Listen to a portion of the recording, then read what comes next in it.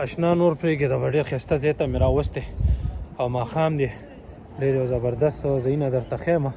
چې یو ځه نه چې بلا خلکو ته راغلي دي ښه راسره اوسه. ګوره یو غریزه علاقه ده ښه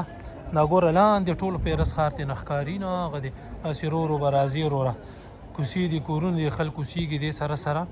لاره کې ډېر ښایسته ځایونه جوړ کړي ولې چې دا لاره یو تاریخي ځای ته تللې ده داسې پاس چې لاړ شي که نه اخري سر کې دلته بیا یو تاریخي کلا غونته ده نو هغې ته خلک ځي لاره کې رسټورنټ یې هم شته خو بیا ډېر ښایسته ځایونه دي هغې نه مې ویډیوګانې کړي نو دا وګورئ دا دومره سیلګري دا وګوره ښه ده مخامخ څومره رش دی راټول خلک راتو دي نورو ملکونو نه خلک راغلي سیلګرۍ ته خلک راځي د هله راځي چې کله ملکیان ونی حکومت مخلص وي خلک یې غله ګڼکپان نه وي بیا خلک راځي ګرځي او وروره وګوره د هوټل یې رسټورنټ یې ټرانسپورټ یې پې اباد دي ملک ته ترې روزګار راځي ګوره د دې ملک خپل خلک هغه دي کړکو کې ښکاري چوټۍ ورځ د کلارې اوده دي او دا دومره غټ تعداد سره خلک ګرځي دا ګوره چې 200 روپۍ ورځ دلته وخوري حساب وله کوه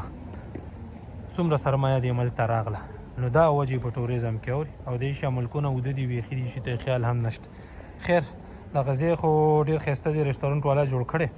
خبره دا ده چې اوس اوړی دی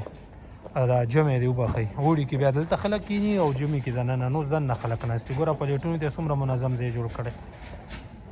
اوړي کې بیا دا ځای ډېر ډک کې پوه شو دا وخت ډېر رونقي حساب کتاب خو بیا هم دا ځینې نه دي خراب کړي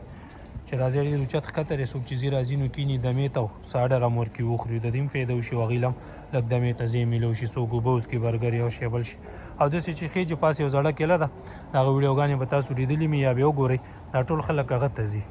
نو ډېر په اوچته به ځي او په دغه ټوله لاره کې ولار یو شی جوړ کړی لارې هم پرې ښایسته کړي او کاروبار هم ورسره روان دی او ټول پیرس ښار هغه دی لاندې ښکاري ښه وګوره دا دې دوکان هم خلک شي نه مینا دي څه ورسره دي نه پوهېږم چې څه دي ښایسته دوکان دی ښایسته ځای دی دا وګوره زبردست او دې مخ ته وګوره نو اوس نوره ستا خوښه ده اشنا او دې کته نو دا خبرې دي بس خپل نظر را سره کمنټس کې شریک کا انشاءالله که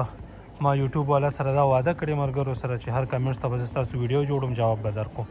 خپل نظر را سره کمنټس کې شریکوئ نور چکرې دي چې کله وخت میلاویږي